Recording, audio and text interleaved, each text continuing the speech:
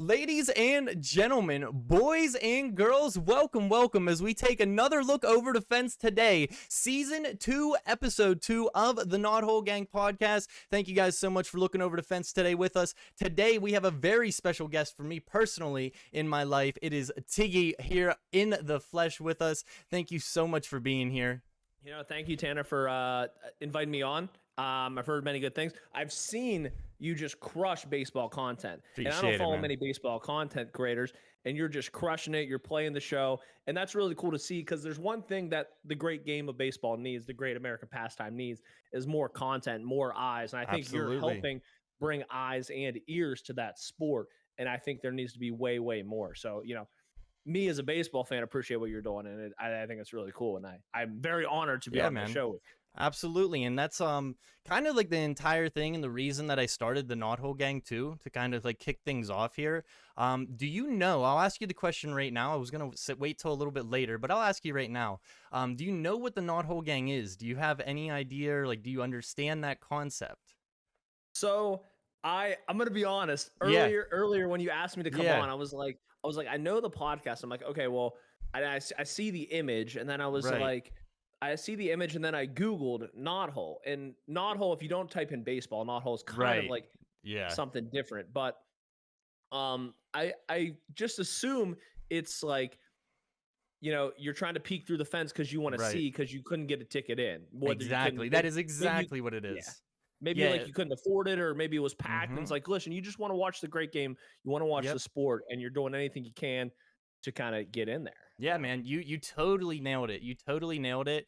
And really the reason for me is because, like, just growing up as a younger kid, a lot of the people that have watched the podcast know, like, I wasn't the greatest baseball player, but I had the passion for it. And for me, it was always really important to make sure that the kids and the other people that, maybe they weren't able to play the ball. We're talking about people with disabilities, people that, weren't really able to actually have that success within baseball, even at a young age, and be allowed to have those guys have some type of engagement and interaction. And so like that's really where it goes to, stems from the old days in the 1930s where, the parents were stacking milk cartons over a wooden fence just so their kids could watch the game.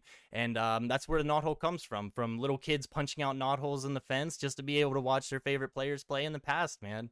And obviously for me, I come from Pittsburgh, which is a very, very rich culture as you kind of dive into it, a lot of culture from the old days of baseball. So yeah, man, I'm totally really just excited to kind of have that portion, and I'm glad you were able to nail it, dude. That's like totally awesome. It's really cool that you're able to, like, I know you said you looked it up a little bit, but that's awesome that you were able to grab that part of it, because I've had people in the past that they're like, dude, I have no idea. No, so I think it's really cool. It's very like a unique set of words, but I'm sure big baseball fans would know, especially older generation, you know what I mean, would know. Like if you get some like younger guys, and I mean, maybe like some young reporters and stuff nowadays, like they probably don't know. They probably don't know what, like towards the older generation, like our age, you know what I mean? They'll probably know or have somewhat of an understanding of it. Absolutely. And kind of just doing, we're trying to transition a little bit and talk about like some of the fun things, and kind of, we talk about the Knothole Gang a little bit and what it means and everything. And one thing that I kind of want to like talk about, and it's a little fun thing that we do here, is kind of bring in some of those little like games just to kind of show everybody what we are, what the fun of baseball is about, because it's not always about the players, and it's not always just about the fans. It's not about really any of that, and it's about the collective as a whole and what baseball does and brings people together. And I think just me and you playing a little game here, I know we kind of picked it out before stream, but we'll transition into this just a little bit here. And for those of you guys that don't know, we're going to be playing a little bit of baseball higher or lower. It is a little fun game that I found, and me and Tiggy are going to run through one a little bit here and see what we can do. So, like I said, the Knothole Gang, obviously, with a little bit of fun stuff to do. But I'll let Tiggy kind of kick this one off.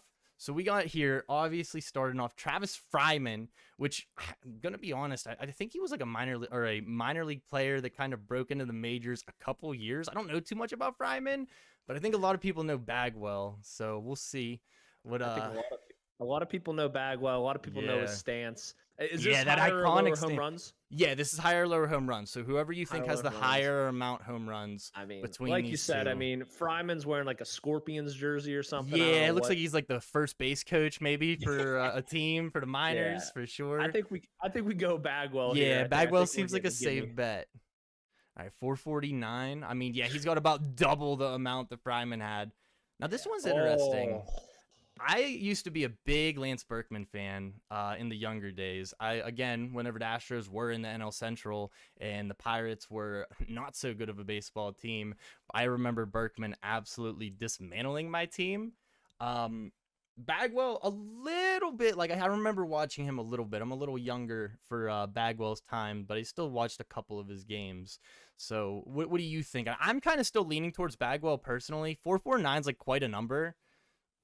That is quite a number. That's actually a lot when you kind of sit down and think about it. Right. But right. I think longevity is going to come into it, and I don't know how long each has played. Right. Lance Berkman, though, he was a center fielder, played first base, big power hitter guy. Yeah. And on the same team, which is kind of crazy, too. Right. That we have this. Right. I would say Berkman, because I think Berkman was just known as more of a power hitter, and Bagwell was like, I think he batted like fifth as a catcher, which is still good. But I'm pretty sure Berkman was batting third, so I probably more at bats. And I would go with Lance Berkman, honestly. You want to go with Lance Berkman? All right, let's go with Berkman. Let's see. 366. No! Oh, it was close. It was close. It was close. We'll do one more. We'll rack again one more time. We'll see what we can do. Honestly, so from what I know of baseball, usually those guys that they crack that 400 marker, there's not too many people. This is actually an interesting one too, because I don't think Jeremy Burnitz was much of a home run hitter at all. Where I think Robinson Cano, if I'm correct, has a roundish 300. So I think we're gonna go Cano just to base that one. I might be wrong. Oh my god, it was closer than I thought. Wow, I didn't know that he had over 300. So Bobby Doer, wow. They're giving us some, yeah, you got the old Red Sox hat. They're giving us some, they do this sometimes where they'll give you a guy that's totally just an old school player and make you feel bad that you don't know him. It's another one where I think we just got to kind of set Robinson Cano in here and hope that it's not. Because Bobby Doer could be one of those guys that from the 1920s hits 300 million home runs that we didn't hear about in the dead ball era. But okay. All right, a little safer. I like that because you're at least going with a known entity. You know what I mean? Right. And I think it's kind of what we're going to have to do here. Carlos Delgado, yeah. From what I remember, Delgado on the Mets was a monster.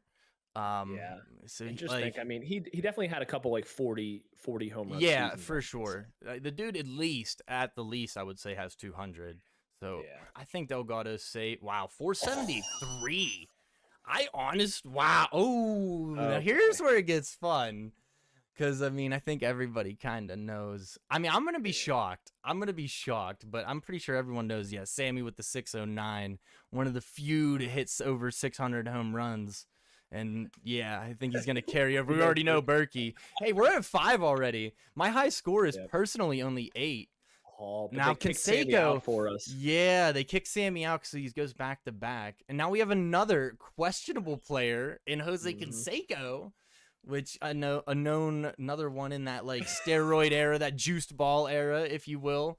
I think doesn't Canseco, now if I'm wrong, I'm gonna feel really bad, but I think he has over 400. I don't think you're crazy. I think Canseco has a lot. I think Canseco was a dominant player for his time. Yeah, I was gonna say he had over 400. Okay, I think we're safe on that one. Now this one, I personally I know it. I'm gonna let you pick it. You know it? I mean, know this one. Mike Schmidt sounds like a name that was very good. I'm trying to think of Mike Schmidt, Bobby Clark. Yes. Just old Philly athletes. Old Philly athletes. Mike Schmidt is probably a Philly legend, I'm guessing. Yeah. I would argue he's probably is fucking high. 462 is high. But the thing with Mike Schmidt, and now I know this, Mike Schmidt is, now I don't know, there might have been I don't know if they're counting Alex Rodriguez for what he is, but I think Mike Schmidt has some of the most home runs as a third baseman in the entirety of baseball. I don't know if they're counting NL, AL, but I'm pretty sure it's 548. He was Wow. a monster. Now we go to another one, Bobby Thompson, old school, black and white. Still got Yeah. probably like a 35-inch bat barreling up. He was taking a picture by. Yeah, Yeah. somewhere. What's that brand? Heidenreich. Yeah, they don't even make that brand anymore. I'm sticking with Mike. Adirondack. That's Adirondack right there. Oh, is it? Oh my God. Wow. Yeah, I was gonna Yeah, say his I don't shit. think Bobby. Yeah, we. Oh, now this one's interesting. This is one of my favorite players growing up. For the high score, right here live on the podcast too. But the thing is, I don't know if you know anything with Tulowitzki, but like he was a phenomenal shortstop in like the early mid 2000s, like from 2006 to 2012, I would say. Like Tulowitzki was just tearing up baseballs, and then he just kept getting hurt.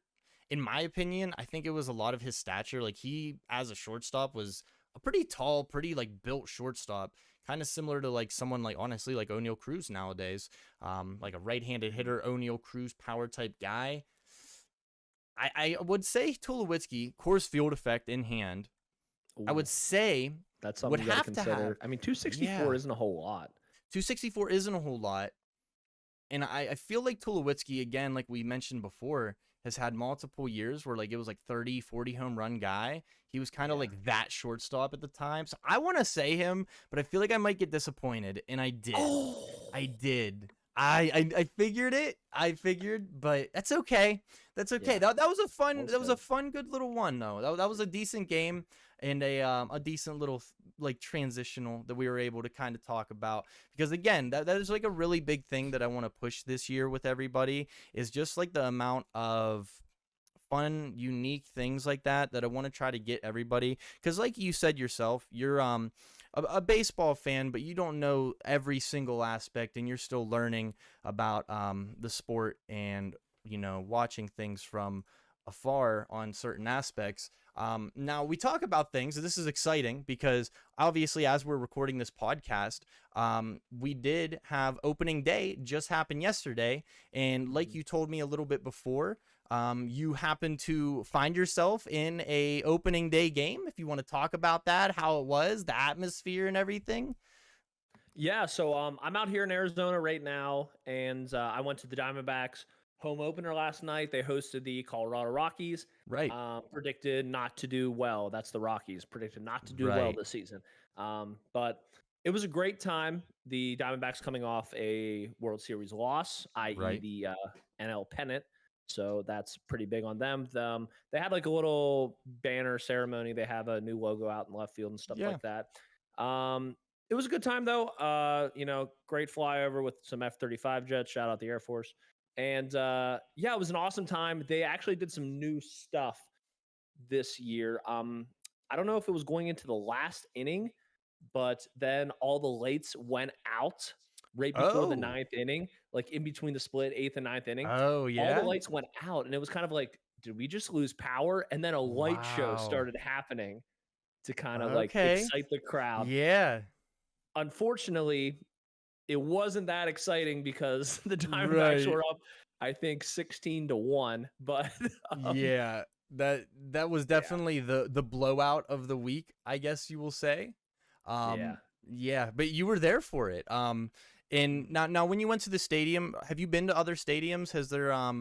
Have you like sampled out some other places, or was this one of your like first stadiums that you've kind of been able to see? So I think I've only been to three stadiums, and that was um, Chase Field at the Okay. Diamondbacks. I've been to Portland Sea Dogs, Portland, Maine Sea Oh, Dogs. That's okay. like the Double A affiliate of the Boston Red Sox, and I got to see Andrew Benintendi and Yon Mancada when they were both playing there, which was Oh, very okay. cool, Awesome. Yeah. Yeah, so very you exciting. definitely. So where would you say that they stack up to the other ones? Would you say that this place had a little more, I don't know, I guess sass to it? Did you like this play? Like what was Chase Field all about for you? Um Comparable to the others. Yeah, Chase Field was very cool. It's still not like you. I'm from out east, and Right. I'm a little bit outside of Pittsburgh. So I've been to PNC Park a couple times. Right. PNC Park is by far the best baseball stadium in baseball, and it's awesome to see it it's getting that recognition, Right. and it still continues to get that recognition because it's so gorgeous, it's so beautiful, the backdrop, the amenities, like it's just such a cool field, and even just like wonky things like the left center field, how deep it goes and stuff like Right. that, like it's really cool, and Chase Field's incredible. I think the great thing about Chase Field is the weather of Arizona. That's Right. the best thing about Chase Field. Right.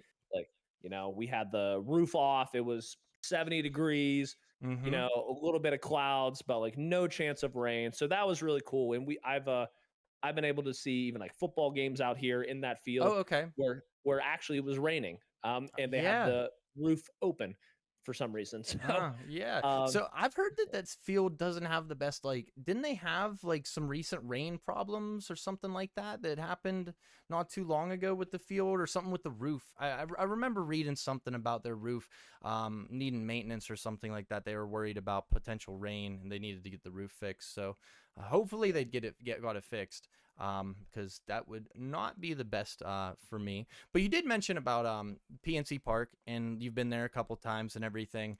Now I know with PNC Park, just because I'm a fan of them, we recently got some new food, got a couple like different vendors and different things like that. Was there anything that you ate at Chase Field that you were like, wow, this is like amazing? Did you get like, are you a type of guy that you go to a ballpark, you have to, try like their specialty items or anything like that? I usually, that sounds like such a good idea, and it's Yeah. always kind of like after the fact. But Right. I didn't Right. even eat anything at there. Okay. We got dinner before, but I always have to have peanuts or sunflower seeds Yes. of some kind. So like if I don't Yes. bring in seeds, I'm getting peanuts. I brought some seeds this time, which is like that Awesome. ultimate. Like I'm just sneaking in seeds and spitting Yeah. them everywhere. It's Yep. fantastic.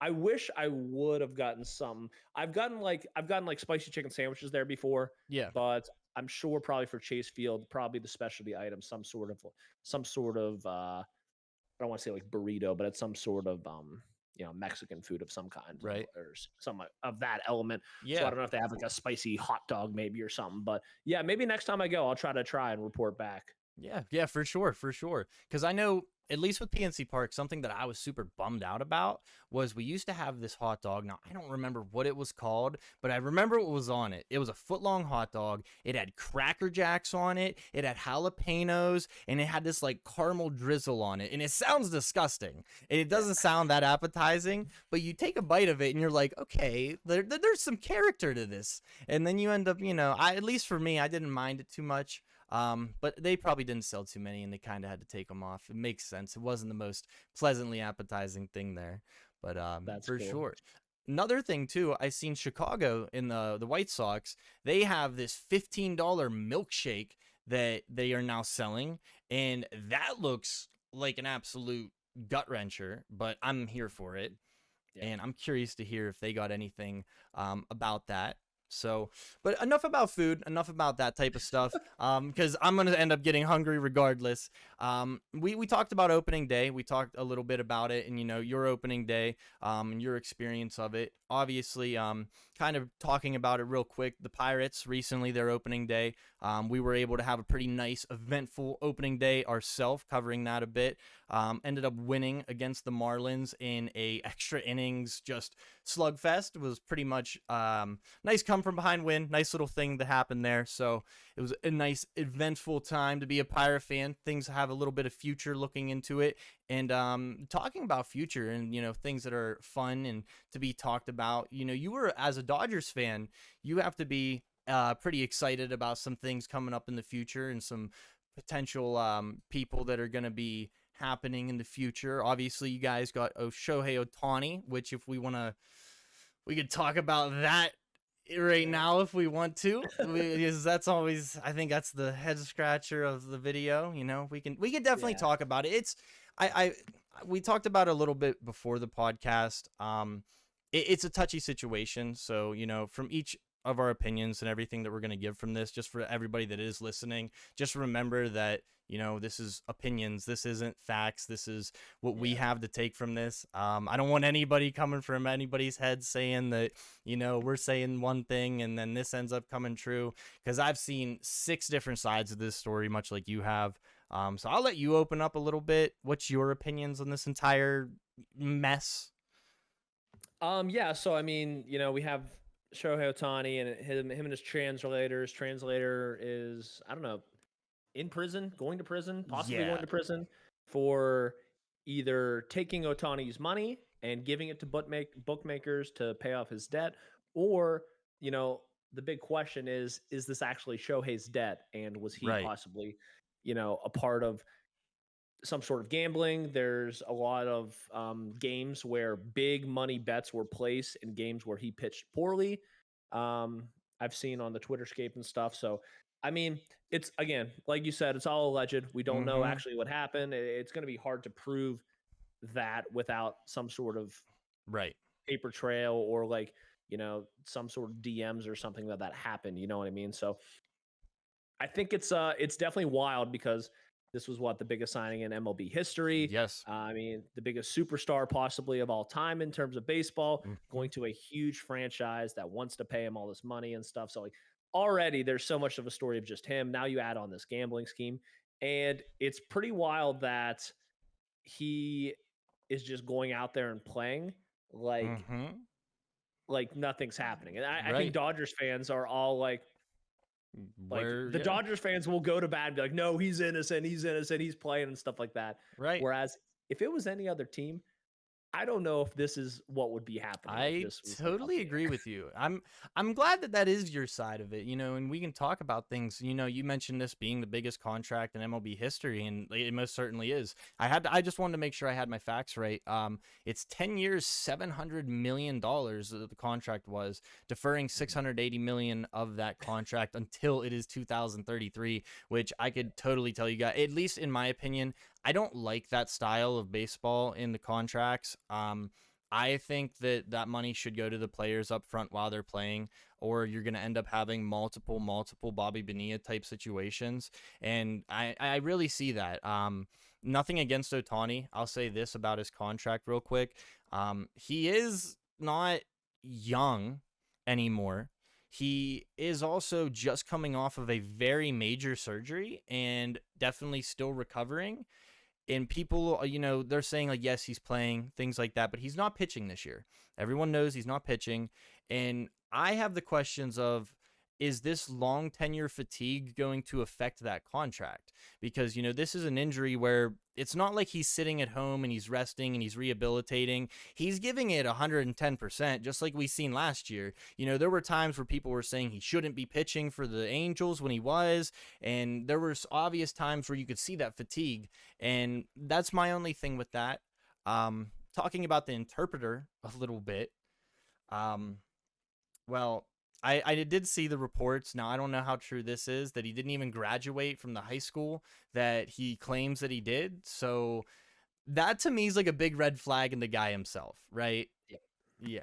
Yeah. Now I do know too, at least reported, they've been friends for like 10 years, and this is a reporter that came from Japan alongside him, if I do understand. Like this guy, or no, I'm sorry, this was a interpreter for other players that have came from Japan. Like Shohei has not been his only client. I do believe he was Hideki Matsui's interpreter as well. I think I seen that. And there was another player that I don't exactly remember, but this guy's obviously, had his hands in the MLB just as much as what players like Ohtani have. So it definitely raises some flags, like you said. So yeah, I mean, it's a mess. Yeah, it's a big mess. Yeah, I didn't even know that this was such like a long-term friend and stuff. I didn't realize he had done other players and stuff. Right now, I believe they don't, like, the interpreter is just they just have Stay someone in on mute. staff. They just have someone on staff right now that's kind of helping Shohei with like the press conferences right now. But like, he Okay. doesn't have an official guy anymore right now. So I don't Right. know if and he's probably pretty wary about it too. You know what I mean? Of like who can be close by. Yeah. So yeah, it'll be interesting to see kind of down the line. I think you're right. Looking at the contract, I would disagree a little bit, because I think a large part of the contract is solely for marketing Shohei That's to true. Japan. Yeah. I think probably like a couple hundred million can just be written off the books solely for the marketing purposes. Right. And as you saw on like MLB, Yeah. the MLB social media channels in spring training, all it was Shohei. Like Right. once a day, Right. a Shohei photo was getting put up there and Right. stuff. So I think, worst case scenario, it's always going to be a big marketing scheme. It'll be interesting to see if we see Shohei in the outfield this year. We saw him throw a little Yes. bit a couple days ago, so we'll see if Um, he wants to try it. I will talk about this for a second because you mentioned this and it's interesting about him playing the outfield. Oddly enough, so talk about this real quick. This is funny. So I do a fantasy baseball league every year, and Yep. this was the first year that I ever slept in past my draft. I completely missed my draft this year, and I totally slept in. So this year we are the sleepyhead and dead team. But ironically enough, because of all the drama and everything going on, I drafted Shohei Ohtani.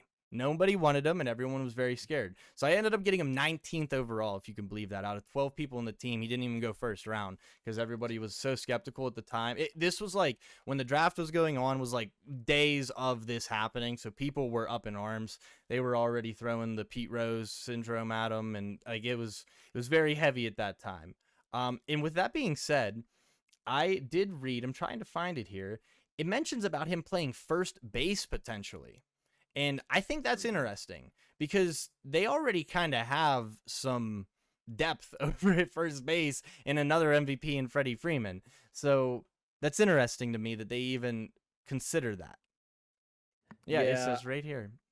Yep. Maybe they're thinking of like, some days where they need to give Freddie an off day, but they also want to like, and they don't Still want to have just that go. bat. Yeah, they'll still have that bat. He can play first, and then they can DH. Yeah, maybe like J-Hay or something, I guess instead. But Yeah. I don't know. It's the Dodgers are such like a. It's weird because they don't need more outfielders. Like they have Right. enough outfielders. They Right. have so much depth, even in the minors, that can rake pretty well.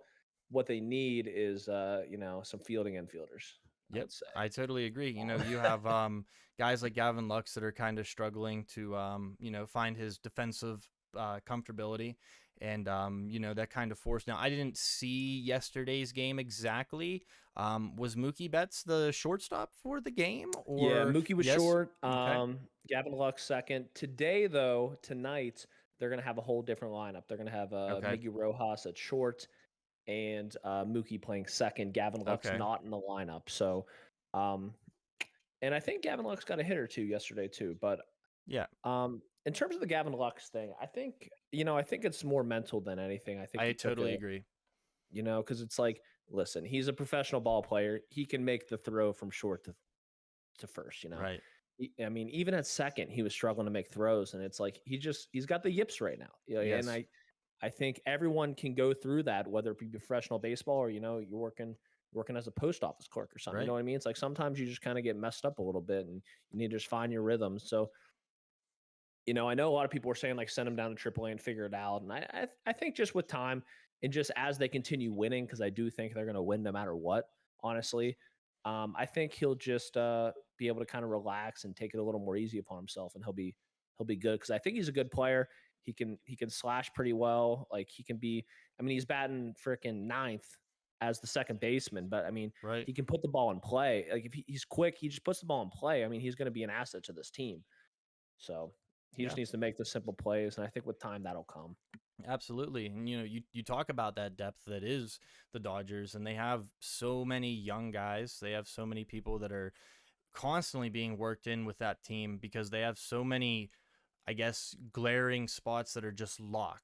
You have people like Will Smith and is the catcher that's, recently just got a huge contract of himself. So good looks for him. Really happy to see big time catchers like that, be able to find their homes and be able to get locked down. Because you see that more and more nowadays is catchers, especially kind of teams wanting to lock those guys up. I think it's such a forgotten art to find a guy that can play that position, such a captain's role, if you will, at that position. You're calling pitches, you're being a defender, and to be able to also have a bat like Will Smith, that's insane in today's day and age. You don't really see that as much often as you used to.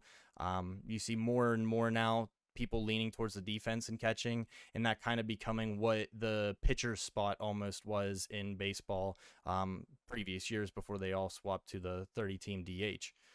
So, that's something to kind of keep in mind with guys like that. Mm-hmm. No, absolutely. I was a little surprised to see the contract come in. Again, Right. I like Will Smith. He's a great bat, like you were saying. He's a good catcher. But I guess I didn't really think of that aspect of, like, he is like a captain. He's calling the pitches, he's calling the plays, the infield and stuff, in certain Right. situations. And I mean, it's good to have just a common face every year for that, because they have two fantastic catchers, actually Right. three fantastic catchers in their Right. prospect pool. I think it's like Hunter And Fiducia, Diego Cartaya, is that the other one?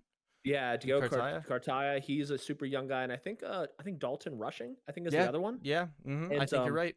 I think Fiducia and Rushing maybe came up a little bit last year and got some bats in, and like they were pretty solid, and like they're both young Right. guys. So I personally thought, they would overlook Will Smith eventually whenever his contract run up, and give some guys another shot, like down there a shot. But now you just have two prospects and possibly three with Diego. He got drafted like 2 years ago, so he's super young. But Right. it'll be interesting to see what they do. Maybe they're trying to trade into some more pitching, maybe some more like fielding depth. I mean, we'll see. But I mean, it's crazy how good the Dodgers are, Right. and how they're able to spend, and how they are such contenders every year, and yet they have a top 3 prospect pool at all times. Absolutely. Yeah. And the thing is too, and mentioning it, O'Neal Cruz came from that organization himself, came from the Dodgers, and truthfully, that just kind of shows the level of depth that organization has always had. Because a lot of people, say what you will about the trade, I don't really think the Dodgers are hurting from that trade. I don't really think that they're like, wow, we wish we didn't get him, or we didn't trade him away. Maybe they are, but at the time, you have guys like Corey Seager, and now you have players like Mookie Betts that are slotting into that position. So it's something to kind of be worth noting. There's a lot of depth more, and a lot more in today's day and age. You see the younger players really kind of shine. I know today I seen Jackson Chourio make his debut, and he's the youngest baseball player, I think, with an opening day debut. He was born in 2004. So yeah, right. If that makes you feel any old, yeah, that guy's from 2004. It's insane. And I know the Dodgers, they're like top prospect catchers. Ethan Salas, he's only 17 years old, and they're already talking about maybe rushing him the whole way up to AAA already. So there's a lot. Yeah, right. And there's a lot of interesting stuff with these younger players. And yeah, it's just really interesting to see that kind of route. I think we are on like an era shift of baseball, in my personal opinion.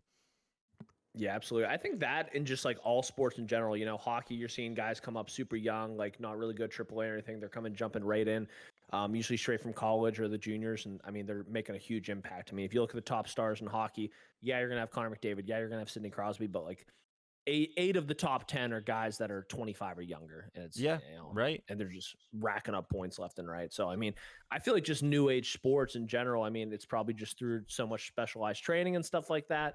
But I mean, these guys are just built different coming up.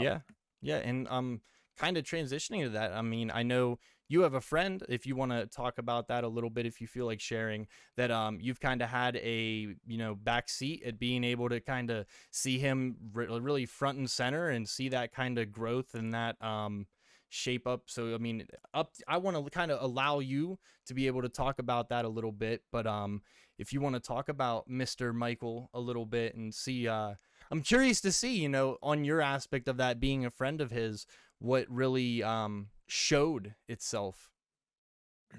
Yeah, so I mean, yeah, I'm a big friend of Michael Grove. Right. He was same hometown, Wheeling, West Virginia, which is pretty near close to Pittsburgh and stuff like that. We played baseball against each other, hockey against and together throughout the years and stuff like that. He's been on like family vacations and stuff. So I mean, he's just a great person, great human, and he's an incredible baseball player. And I mean, if you've seen any interview with Michael Grove, he's done a couple podcasts here and there, and I mean, he'll say every time, until senior year of high school, his top sport was hockey. Right. His top sport was hockey. He was playing football as well, like multiple positions. Incredible hockey player. And his senior year, he grew tons in the offseason, and then was just throwing 90 miles per hour. So with that, he ends up getting the looks, goes to West Virginia University. Yep. And then, ends up doing very well at West Virginia. When he got drafted, I think, I forget what couple teams. One was the Cubs and one was like another team, but the Dodgers were not even on his agent's radar at all. That just like didn't even talk to him before. He just, I think he was at a party, left, and then got like a text or something like that. And it Yeah. was like, hey, the Dodgers just picked you. And it was like, what? And Wow.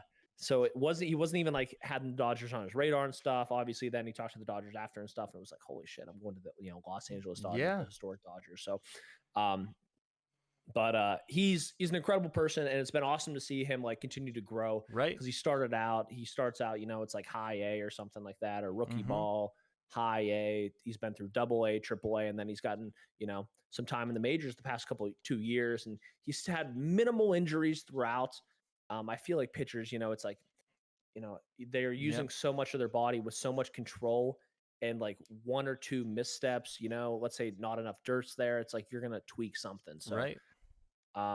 he's had a couple injuries, but he, has made the Dodgers roster here now for back-to-back years, which is incredible.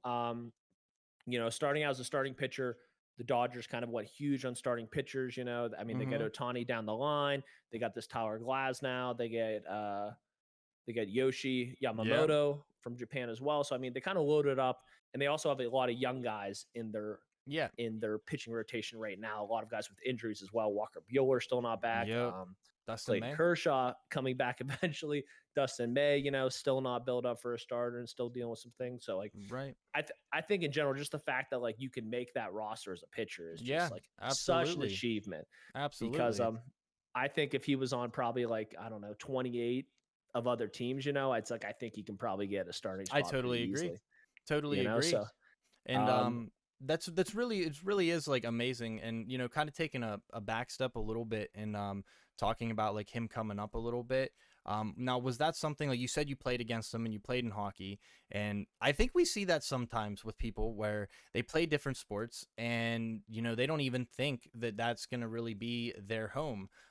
Something that I want to ask you though, as his friend and as someone that has actually faced against him at that level, was there ever like a sign for you that you were like, oh wow, this he's above, he has some talent, like there's a level there?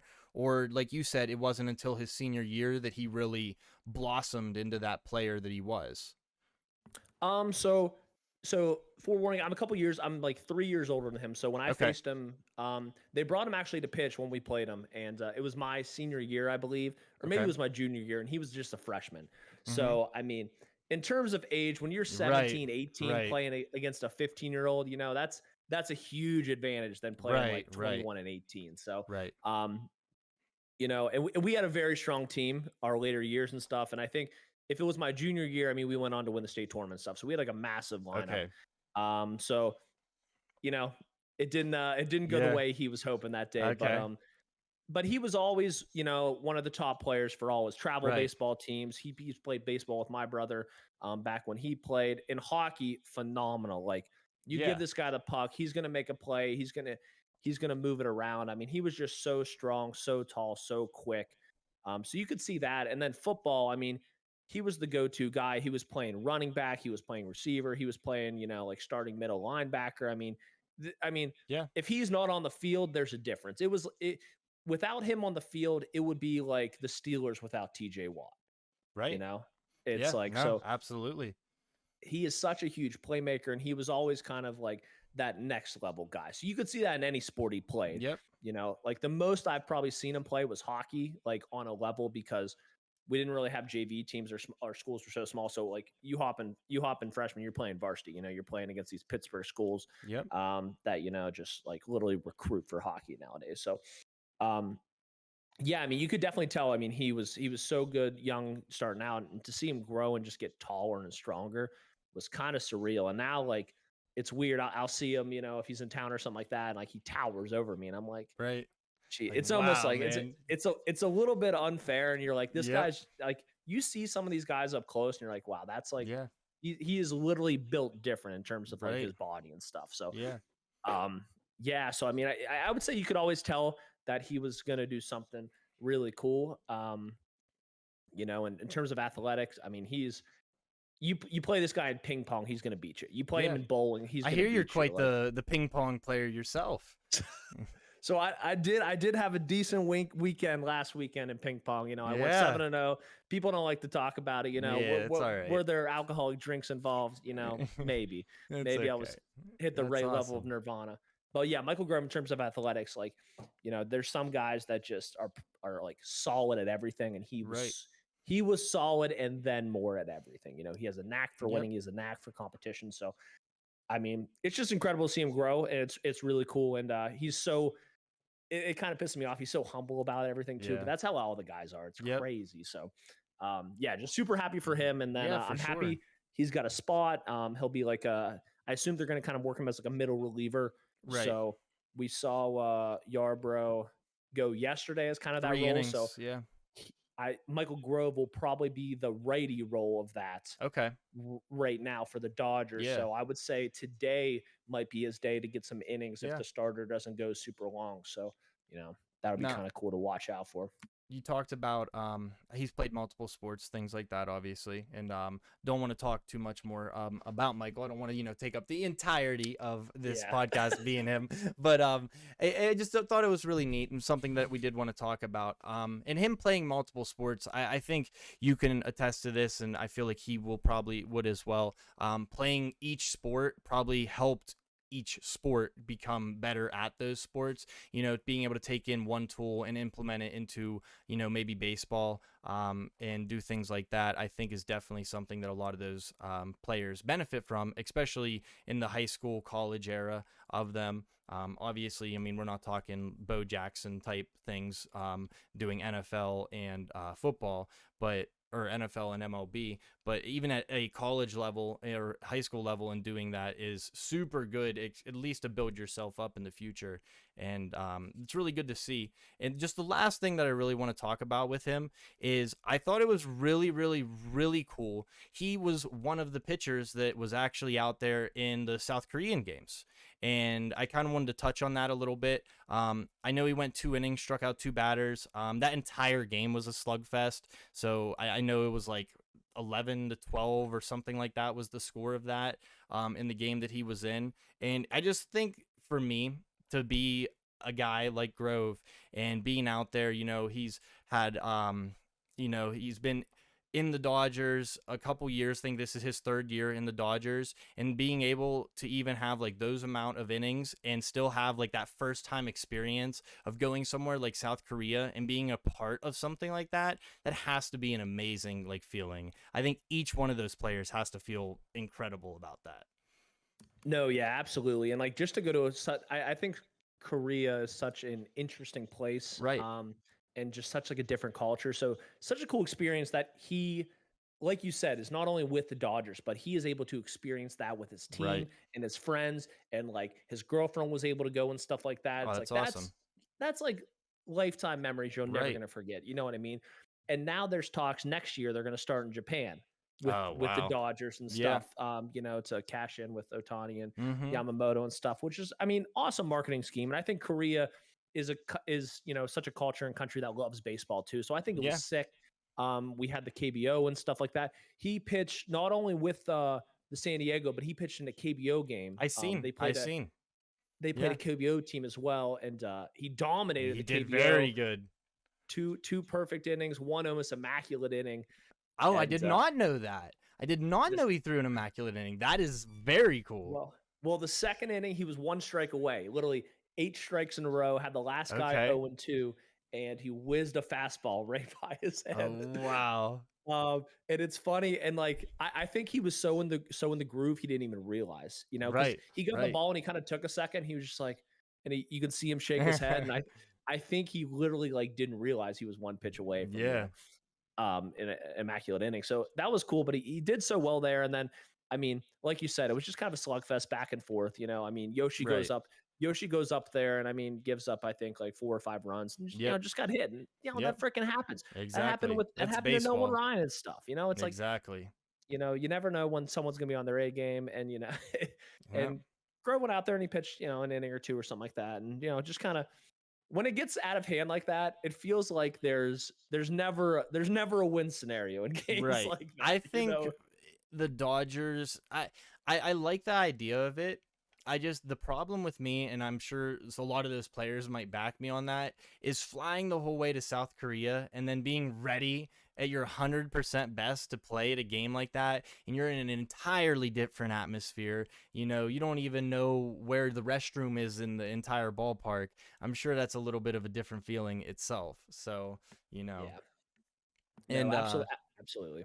yep. And talking about that, being in those Korean leagues, we see that more and more. Something that I think is really good with baseball right now is the little events that they've been doing the past, I want to say 5 years. We've seen like the Field of Dreams game. We just seen them go to South Korea. We've seen them do the Little League thing. And they are doing, I think, a decent job of getting different fans interested. And I think that's good. I know a couple years ago, people were saying that baseball wasn't necessarily America's pastime anymore. And I really think people like Ohtani, like the Dodgers, are doing an amazing job of bringing that kind of to fruition. And something else that I think is totally going underrated, I seen this all last year. Something that we can kind of talk about now is the fun that has been with like these closers and all these players with their opening and their walk-up songs or their exit, whatever you want to call it, the closers coming out to these new fun songs. You got guys like Edwin Diaz, which we'll probably talk about here in a moment.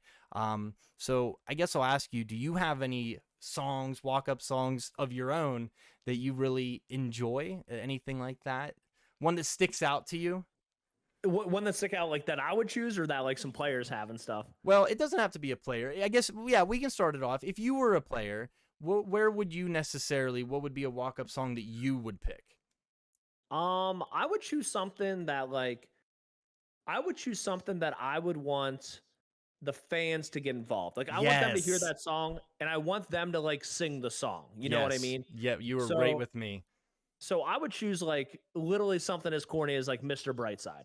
Yes. I'd choose Mr. Mm-hmm. Brightside. The fans would be cheering it because like you see the clips from Michigan when the football stadium's all chanting and stuff. It's like Mr. Brightside comes on, you're at a wedding, Yep. you're at a party, anything happens, everyone's stopping for a second, be like, oh, I love the song, and they're gonna sing it.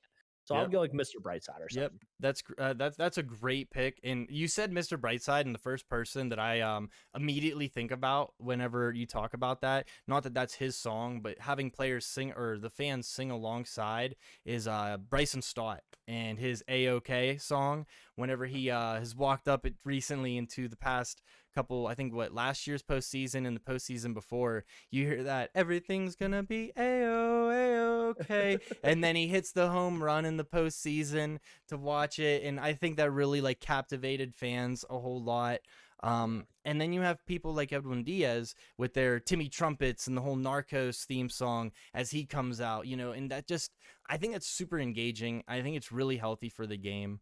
For me, I guess as a Pirate fan, I've always thought about this. Mac Miller for me would have to be one of the songs because hometown guy.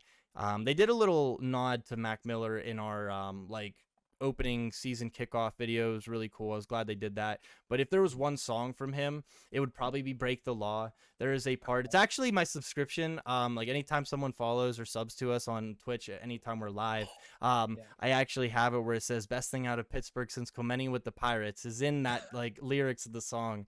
And as corny as it is, I've always been a really big fan of that. But yeah, I mean, I can remember back to the days of Clint Barmas. This was a shortstop of the Pirates at a time where we maybe weren't so good. And he would play Don't Stop Believing. And, talk about corny songs. He plays Don't Stop Believing, and all of PNC Park is singing Don't Stop Believing. And yeah, those are just great, great things to be able to kind of have in baseball really as a whole. And I think that kind of goes into that Knothole kind of vibe that we're going for, bringing those fans interacting and having that experience. I just think it's a really cool thing. No, yeah, I couldn't agree more. Yeah, I mean, you just got to get the fans involved because I mean, how many are there? 40, 50,000 people and stuff. And like, Yep.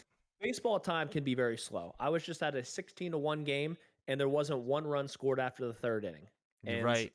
it was honestly a snooze fest. I think there was two total hits the last 6 innings combined and stuff. Yep. And it's like And I mean, that's just the game. Sometimes there's going to be, quote unquote boring moments, but it's a pitcher's duel Yeah. and stuff like that. But anytime you can get the fans involved, I mean, when in doubt, this sport is to entertain. That's why Yes. they're getting paid all this money and stuff like that. That's why people are watching and everything. So to get more fan or interaction, low key is the goal for Yes. everything, you Yes. know? Yep. So I couldn't agree more with it. And Yep. Don't Stop Believing, fantastic choice. Yeah. And you see, talk about that fan interaction, seeing like the Savannah Bananas, that is amazing for baseball right now. I don't know that they like it, but they're kind of like the Harlem Globetrotters, if you will, of baseball right now, and just kind of captivating and entertaining everybody.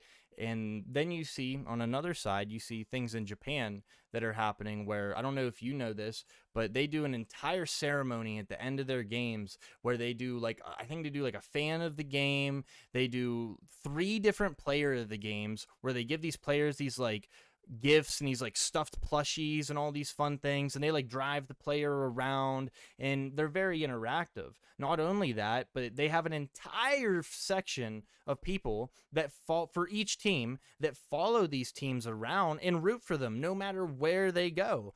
And it just shows you that the sport's definitely growing, and it's really a good thing. And I couldn't be more ecstatic about it. I think we're in for a really good year of baseball, and I think we're finally kind of starting to see that mesh of cultures within baseball, and I think that's something that we've needed to see more of, for sure. Because I think being able to have players come from the Dominican Republic, there's somebody that I'm very keen on, Akimbe Mutombo. He's on Twitter. He is a African-born player that is trying, or Uganda, I'm sorry, from Uganda, and he is trying to break himself into the major leagues and as a catcher. And seeing his type of training regimen and what he's doing compared to how some of these guys are over in the States or even in Japan now it's insane. I watched a video where has in the pouring rain is balancing himself on 2 bricks on each foot, and he has a tire over his back, and it's just absolutely impressive to me. It just blows my mind that we're at that level of passion in baseball now. I think it's just it's an interesting area to be at, for sure. Yeah, absolutely. And you almost like every time I know who you're talking about. I've seen the clips of them, stuff like that. And Yeah. it's such like a cool story. And I would love for somehow to be. I'm trying to think of like the right movie, but there's got to be movies where like someone with some money or something like that is gonna be like, yo, like if you want a Yep. shot, I can get you a shot. I can pay for your trip and stuff like that. We might do some content with it and stuff like that. But it's like honestly, I want to see you get your shot. Isn't there a movie with Clint Eastwood, right, with the pitcher? Yeah. There is $1 Million Arm. Is it $1 Million Arm? No. Trouble with the Curve. Trouble with the Yes. Curve is the one you're Triple thinking with of. the curve and stuff like Yep. that. And it's like, Yeah. so there's movies all the time. And like, it'd be cool to see that play out. And I think, Yeah. and I mean, obviously, if you have to get some out of it, you make some content with it and stuff like that. But I think it'd be a really cool situation to see him come to the States and try to, Yeah. bring his passion and bring it to like some newer technologies and stuff like that, and see how he Yeah. can improve and see if he can Exactly. get an actual shot. Yep. That'd be fantastic. And like you said, I mean, it's so cool to see baseball kind of get a little revival here. And we've had some good content. We have a lot of culture things. The World Baseball Classic was incredible last year, and That was an amazing experience, I think, for a lot of people. I think yeah, a lot of people didn't watch it was it 2018, I believe, was the last one, and I don't think it yeah. really got as much recognition as it did in previous years. So they're definitely doing a good job with everything, and hopefully they can keep pushing that. Yeah, absolutely. Now, Yep. I do have one gripe with baseball. I got Okay, one gripe let's with hear it. baseball. And I want to get your thoughts. So, I think I you see. I know, think I remember here. anytime Michael Grove's pitching, I'm watching. Mm-hmm. And for whatever reason, the bookmakers will try to make anything they can a hit instead of a fielding error. And a stat like ERA is heavily criticized and looked upon when you look at pitchers. Right. I can't tell you anywhere where I've seen, maybe a Mookie Betts stat line, or maybe, Jason Hayward stat line where it says, 5 errors committed this season. I've never seen a stat line like that ever. Right. But ERA is right up front. Right. Right. So why are the bookmakers making it so hard to get an error for professional baseball players than it is to just give like lackadaisical hits that fielders are trying to backhand instead of getting in front of and stuff. I totally agree. I definitely think that there is a problem in that. It's the same thing. Just the other day, I think there was a game where there was a ball that got past the pitcher, and the ruling was that it was a passed ball. But if you look back on it, it really should have been a wild pitch, because there was no way that that catcher was going to be able to get to that ball. So therefore, that's a wild pitch on the pitcher, you know, and they marked it a passed ball. And, you know, that goes back on the catcher, and that goes on his stats. And it's the same thing you see with the fielders and the position players. I personally couldn't really tell you why. They definitely do. I definitely see that as well. They tend to lean on the defender side of things, lean on the defender side and wish them these hits. I don't know if it's one of those things where they're trying to bring averages back up and they're trying to save them anywhere they can. Because truthfully, seeing those guys that are like 300 hitters is more and more rare in today's game. So I think they're trying to compensate maybe for that a little bit. It's the same thing where everyone's always curious about why they're changing the baseballs. You know, the baseballs, they change a little bit every year. I don't know if that has anything to do with it, because I remember, I think it was 2 years ago, a lot of position players and pitchers were complaining about the grip of the ball. So maybe they're trying to diminish fielding errors and kind of maybe punish more throwing errors. Could definitely be it. But I totally agree. You don't really see the amount of errors that you used to. And when you do, it's typically on people that, I hate to say this, but it's almost like they pick one guy to kind of be like, you're our error guy for the year. Like, you're going to make up the errors, because you only see that one guy. He has like 20 more errors than the rest of the teams. And I find that kind of oddly, you know, kind of like humiliating almost. But I really do think that it is a thing. I think it's a great question. I really do. I don't I don't really have much more to break into with it though, because unfortunately that's like a tough one. That's something that I think needs to be studied a little more, maybe a little more broken into, and hopefully that they can actually do that, because there's a lot of good defenders, but I think there's a lot of defenders that maybe make up a little bit for that too. No, yeah. I mean, I've asked a couple people this, and you're the only one that's kind of been like, you know, maybe it's towards the offense. Maybe they're trying to up averages, because I didn't even think about that. Right. I just thought solely they're just like, they don't care about the pitcher's ERA. They're trying to keep, you know, Mookie Betts in the Golden Glove running. Listen, right. Mookie Betts was up for 3 Golden Gloves last year. But like, yeah. I don't think him getting 2 extra errors really is going to, I don't know. I think the Golden Glove, I think the Golden Glove award in itself is very wishy-washy, because we give one to every position for both leagues. It's like, totally who doesn't have 5 Golden Gloves if you're an MLB All-Star?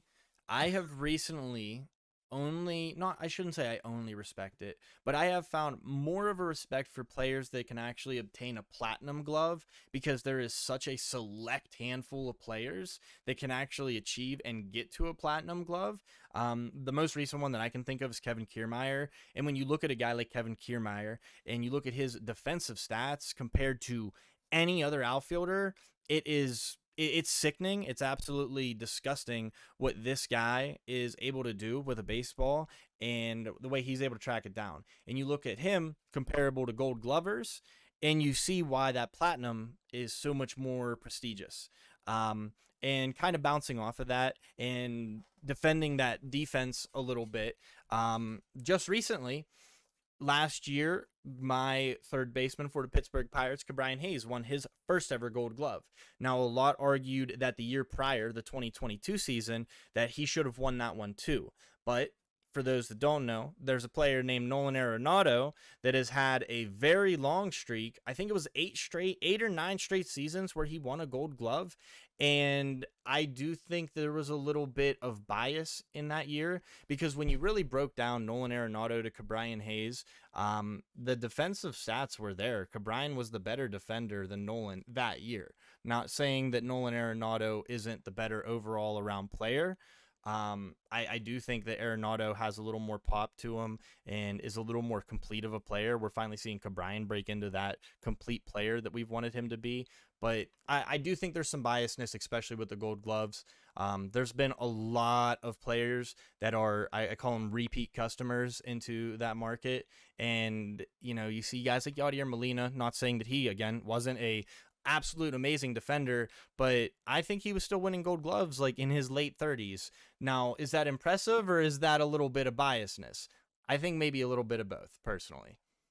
No, yeah, I was literally thinking. I literally pulled up on another tab. I'm like, I wonder how many Yadier has. Yep. And he's got like, I think it was like 8 or 9 Gold Gloves or something like that.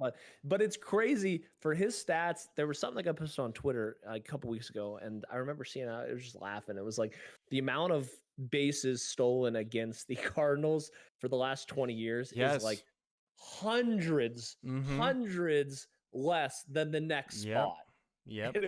And it showed like a picture of Molina like walking away, like looking and stuff like that. I think that's kind of aura driven too.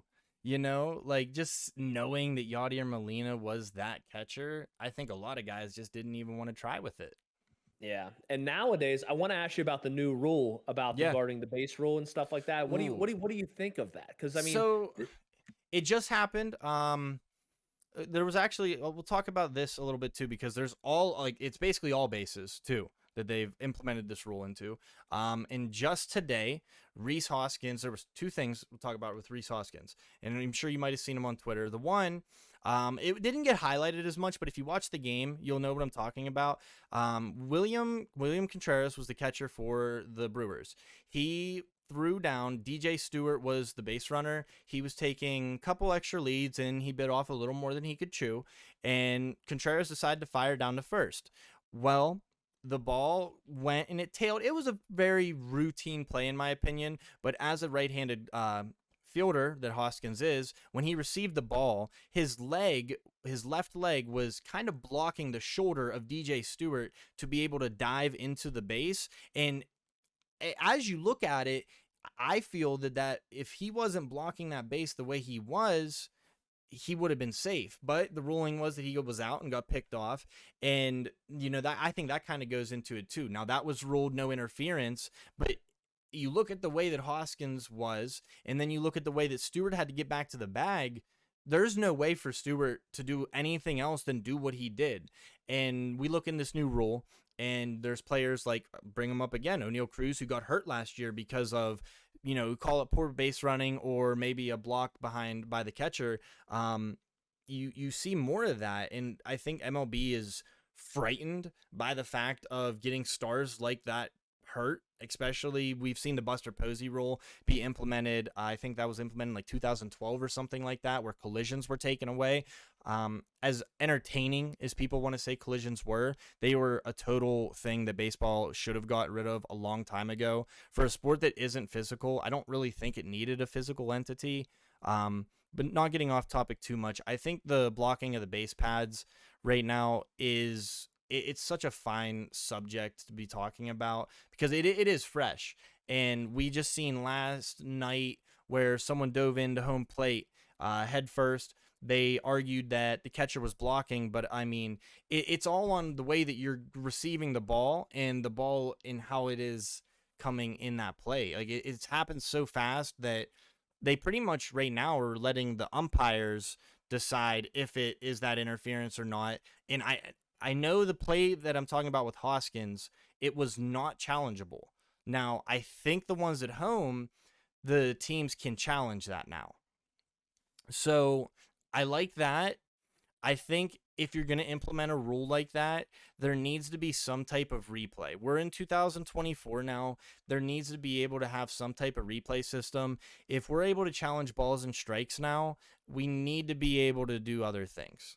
And I think it definitely is a good thing that they're implementing these rules. I just think they need fine-tuned a little bit more. No, yeah, absolutely. I mean, I remember when I played baseball when I was younger, and this would have been, I don't know, like we didn't play Little League, we played like pony baseball where I'm from, Yeah. so it was like, I don't know, it was kind of like in between years. So I don't know if it was Mustang or Bronco or whatever, but we couldn't have metal cleats then. And I Right. remember I slid like into second, and I couldn't even slide a second because some kid literally put his whole leg in front of the base, and I'm like, Yeah.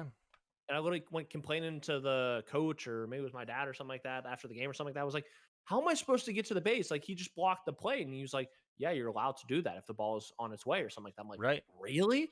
And so I was like, okay, I'll do it. So every time when I was playing, Mm-hmm. like I would literally put my whole left foot there, catch the ball, and they'd slide right into me. Like, boom, you're out. Yep. And I mean, it was just like rubber cleats, and we're so small, so it's like not gonna hurt. And it's like I don't think that's gonna happen. I mean, obviously it has happened in the past in the MLB. You know what I mean? That's probably what they're possibly too trying to. But there's some of the calls that are happening. I'm like, no, I totally agree. There needs to be a little bit of a common sense rule. It's starting to turn into that like boy that cried wolf type story where every single player, as soon as it goes not in their favor, they're pointing into their dugout and they're saying like, hey, challenge this or call this. And as much as I like the challenge system and the new rules that they are implementing, I'll be the first one to say that I wasn't a fan of the pitch clock when it first got brought to baseball, and now I love it. I think the pitch clock's a great thing because you look in the past and you look at games, they were total snoozers because you had a guy that was taking 30 seconds to a minute just to get ready for his delivery. That doesn't need to happen anymore. And yeah, I mean, I think the rule changes are definitely, like I said, they just need to be a little tweaked, and hopefully they'll get to them in the future a little more. I think the base runner one does need adjusted though, like right away. I think the way they've had it's tough because what are you going to tell the position players that are actually hitting? Are you going to tell them, like you said, if the guy's blocking the plate, are you going to tell them just figure it out and run around them? Or are we going to start having players where they're going to say, well, if he's in the way, I'm just going to start running them over? And then, we're going to get into that whole argument of player safety again. So, you have to take that into consideration because when you look at baseball, it's the one sport where a guy can be 300 pounds playing against a guy that's 110 pounds. And I think that's something to be worth mentioning too, because no one wants to be, even in catcher's gear, getting trucked over by a guy that's twice their size. So, yeah. I think what they need is, I don't know if this has happened, but I believe the umpires are still reviewing, correct? Yeah. They're reviewing the replay. They need to have kind of like hockey, you call Toronto. There's some guy in Toronto with all the games on. They do that. They do that, but it is only if the team decides to fully challenge that. Now, there is like umpire review where they can just look at the umpire and say, is this something that you have say to change? There needs to be more clarity too. There's a lot of things in baseball right now that they don't have a whole lot of clarity on the legality of the sport and what is actually going on in the rule books. We've seen, like I said, as much as I like some of these rules, it feels like they're kind of just throwing rules at us and letting us figure it out as it goes. That's how I feel about the disengagement thing. We are seeing stolen bases at an all-time high right now that we haven't seen in the past like 10, 15 years just because of that. No, yeah, absolutely. I don't know. I would love it. I mean, they got enough people. They have enough cameras.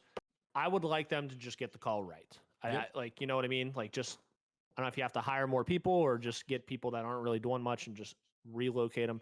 But, I saw one play where the guy was dead out stealing second, and literally the guy had the ball before the guy even started his slide, but they called him safe because his left foot was in the base path. It's like, come on, use common sense, use some couth. Like, the guy's just out. Like, you can't, I don't know. It just, there needs to be some common sense person out there that just has view of all the games. Be like, no, come on, let's get real. He's out, So I don't know. Yep. I would like to see that. I would like to see made calls made. I agree. One last thing, I think if I can, we'll talk about one more subject and we can kind of wrap things up here if that's all right with you. Absolutely. I would like to, and we mentioned about this, maybe do some early season predictions if you want to. We can maybe just cover the big three. We can do AL, NL, MVP, Cy Young, and Rookie of the Year if you want to. Okay. Kind of go from that. Okay, cool. Personally, if you don't mind, I'll go first in Mhm. saying we'll talk about. Let's see. I'm gonna do Cy Young first, just because I'm a big pitcher guy. I've always been a fan of the pitchers, and Mhm. I already see two guys that I think are blaringly obvious picks. Um, Call me a cop out if you will. Call it safe if you will. I Mhm. think the NL is going to be Spencer Strider. Sorry. Yeah. I think Strider is going to be absolutely insane, just like he was last year. Recently just added a curveball back into his mix. We haven't seen that since his Clemson days, so that's something really cool. I guess in the minors they were not too happy about his curveball, and now that he's back in the big leagues, they're kind of giving him reins on that again. So I'm not gonna lie, I think that's like gonna add like 30 more strikeouts to a guy that's already getting 250 strikeouts. So I think he's the closest thing to a guy that we're gonna see get 300 strikeouts in a season that we ever will. Will he do that? I don't think, but he's gonna be the one that gets the closest. And then as far as AL, I think our guy, honestly, Corbin Burns, for what he did in opening day, I think it's really hard to deny that he's kind of back and there. I think it was 3 or 4 seasons that he's had straight with over 200 strikeout seasons. He's been very dominant. He's been very strong throughout his career. He's, for the most part, stayed pretty healthy. And I really like him. I'm really keen on him. The AL has lost, in my opinion, some higher tier pitchers. Garrett Cole, I would have picked probably, but he's probably going to be out of the running if I'm being honest. They're saying like maybe mid-June is the last that I heard a return for Garrett Cole. So, to see that, I think kind of gives Corbin Burns a whole entire another leash to be able to run on.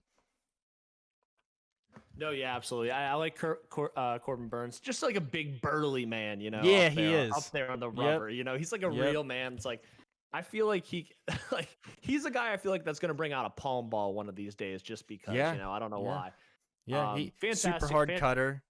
yeah, fantastic picks. Strider, I mean, I feel like is always going to be a favorite, and I think Yeah. he pitched today. He shoved pretty well today too, and they Yeah, I won think big. he went 5 innings. I think he let up 2, but struck out 8, something like that. Yeah, he did pretty solid. Yeah, I mean, with bats in Atlanta, I mean that's going to be a win 9 times out of 10. Right, right. Yep. Yeah, so I would say those are fantastic picks. AL, like you mentioned, my AL pick, Garrett Cole. I mean, he's you know, it's crazy. I mean, you're a Pirates fan. I grew up, watching the Pirates all the Right. time and stuff. It's like all these pitchers come through Pittsburgh and they go on to Mm-hmm. greener pastures and just Yep. start dominating. We've seen Yep. him. We've seen Charlie Morton. I mean, Tyler it's just Glass now on the Dodgers. He did very well, I believe, in his opening day for the Dodgers. yep. So good for him. Yeah. No, it definitely has been the story of Pittsburgh. We see Yeah. time in and time out, guys that do very well. And I have always said about this real quick.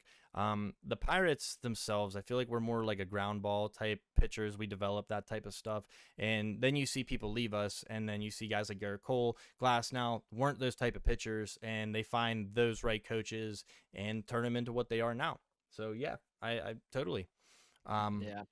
Yeah. I would say, yeah, fantastic analysis. I like Garrett Cole AL, NL. If I'm not picking Strouder, I would say a little bit of a dark horse. I like Bobby Miller with the Dodgers. Ooh, very good pick. I love He's that pick. fantastic. Second year in the league. He's got like his first like actual gonna have full year, Yeah. hopefully injuries barring and stuff. And I mean, this guy throws hard. He's got good off speed, and Yep. he's they like him in LA a lot. And I think Yeah.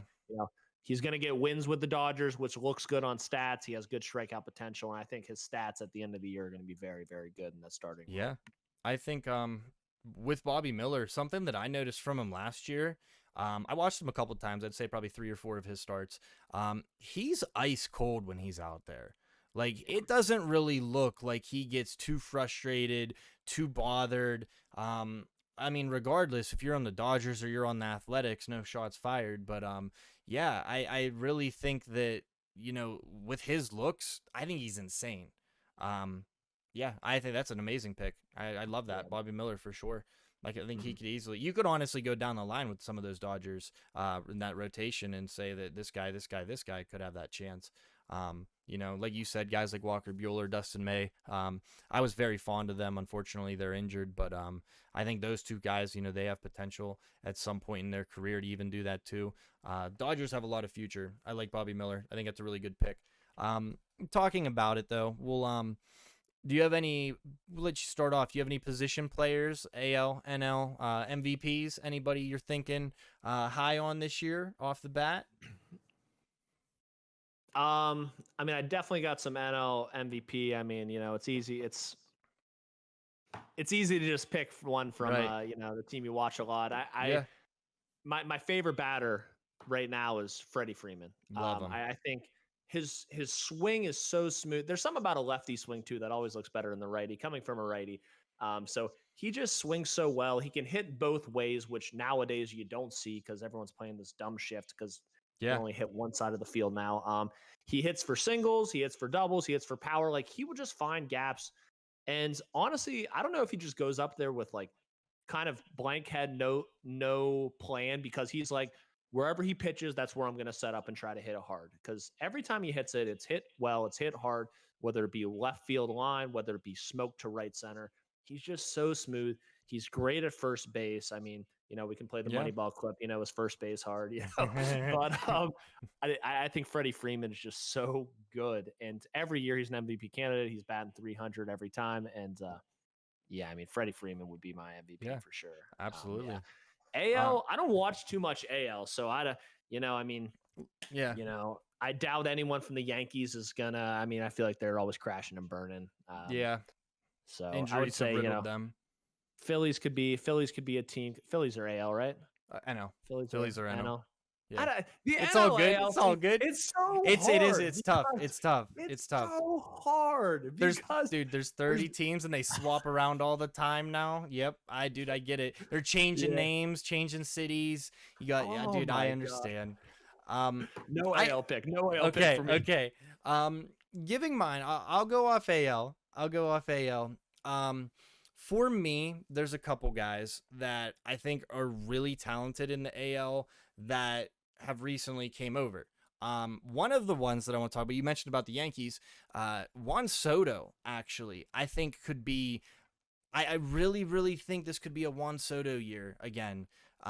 You kind of give him that short porch in right field as a lefty. I don't think people understand that Soto swing and his ability to pull the ball, and then you put it in what is objectively one of the smaller porches in right field. How many more home runs is that going to circulate for him on a guy that already has a smooth swing? The discipline is next to none. If not, he's probably the most disciplined batter. There's a reason he does the Soto shuffle. He knows what he's doing out there. He's very confident. But the other guy that I actually am probably going to pick over him is another. I know I went Corbin Burns for AL, so we're going to stick to that Orioles theme, and I'm going to pick Adley Rutschman, actually. I think Adley has something to prove this year. His team, obviously, his rookie campaign was an amazing one. This guy really broke out on the scene. A lot of people were shocked at what Adley Rutschman did. Big top prospect catcher. Again, that catcher role being such an important role on a team. And Adley, home run derby last year, hit home runs from both sides of the plate in the derby. He can do it all. He's already kind of got that captain set role that as a catcher I like to see out of.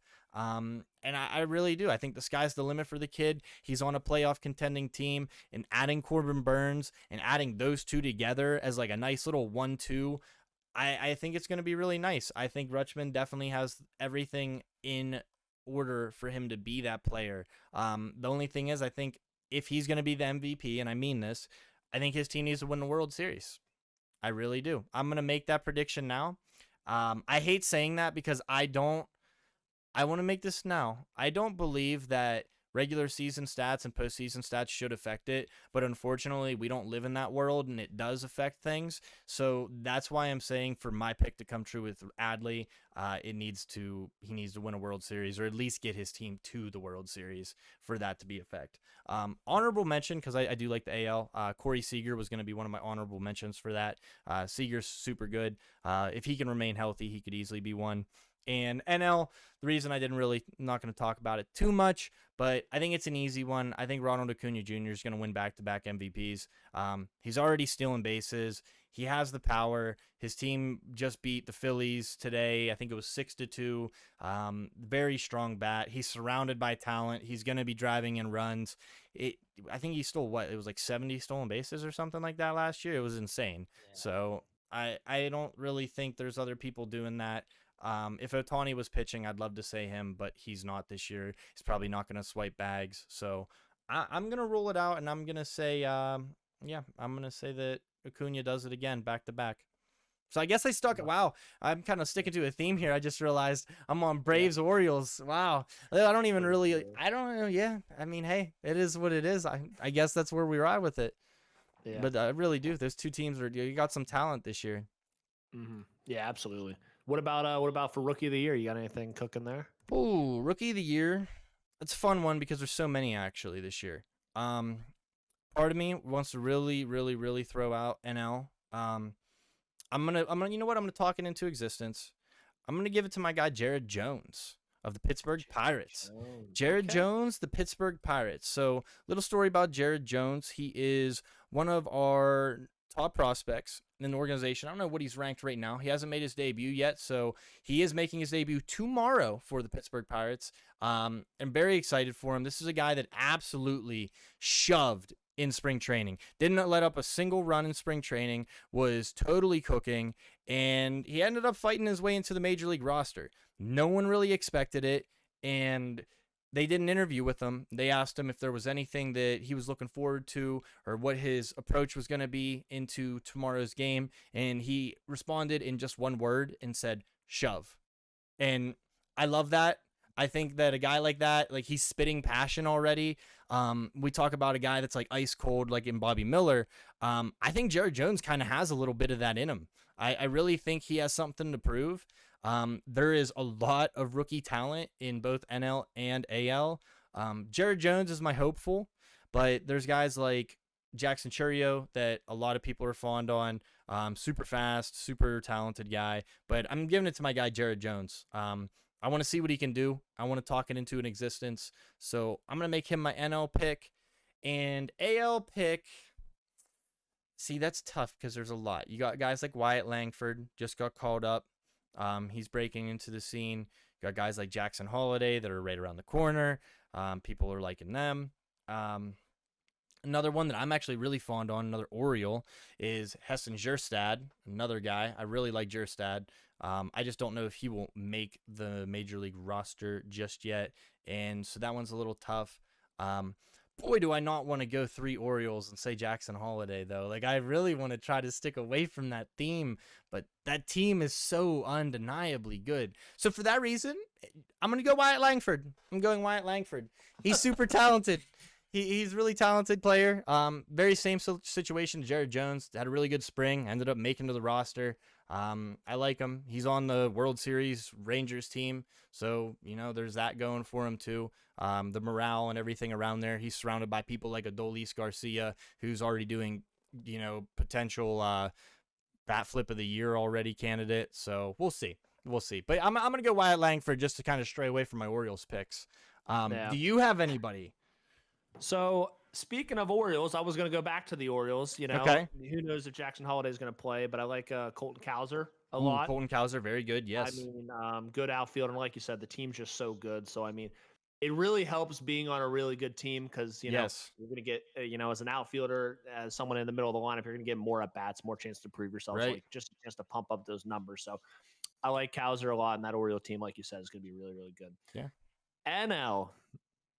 Like you, I'm going to choose a pitcher because I think, rookie pitchers, if they can, who's to say? What if they go out and get 20 wins, we'll probably lock it up. You know what I mean? So there's 2 options on the Dodgers that are both pretty good. But I think I'd be crazy not to say Yoshi Yamamoto. I mean, very nice. Yeah. Obviously, he's a little older, like Shohei when he came in the league and stuff, and when he inevitably won Rookie of the Year as well. So I think if he can kind of fine tune some things, obviously, his last outing didn't go too well over in Korea. but he's got a little bit of a time. He's going to be able to see the first couple MLB games without him throwing. So, he'll get kind of a break. I believe he starts like your guy tomorrow. I think Gavin Stone would be interesting. Another one, yeah. But the only thing going against Gavin Stone is, he's got that 5th spot. And you had mentioned how many Dodgers pitchers are kind of rehabbing in the waiting. We got Dustin May, we got Walker Buehler, all expected to come back sometime this year. Clayton Kershaw is going to come back for the playoff push at some point too. Right. I don't think Gavin Stone will have the starts potentially to get him those votes. So like if I'm putting money down, it's going to be on Yoshi, for the same reasons, Ohtani won all those years ago. So it'll be cool to see. Super exciting year of baseball, though. Yeah. Very excited. And if Yamamoto, if he does anything like he did in the WBC and kind of shows those things, totally. Yeah, I think easily, and it's easy on a pitcher to be on a very good team that scores a lot of runs like the Dodgers. So, even a game that he potentially could give up, 4 or 5 runs, he could still get the win in those games. And I mean, he'll lower the ERA down the road. So, I mean, I think it will help the stats being on that good team. Yep. Awesome. Well, ladies and gentlemen, boys and girls, I think we covered a lot today. I really appreciate everybody, Tiggy, especially for being here, a part of it, being a part of the Knothole gang. He can officially say he is a Knothole member and have been on an episode. He helped us today peeking through the fence. So thank you guys, everybody that was watching. Tiggy, thank you for being here. And with that being said, guys, thank you guys so much for watching. We'll see you all in the next one. Bye-bye.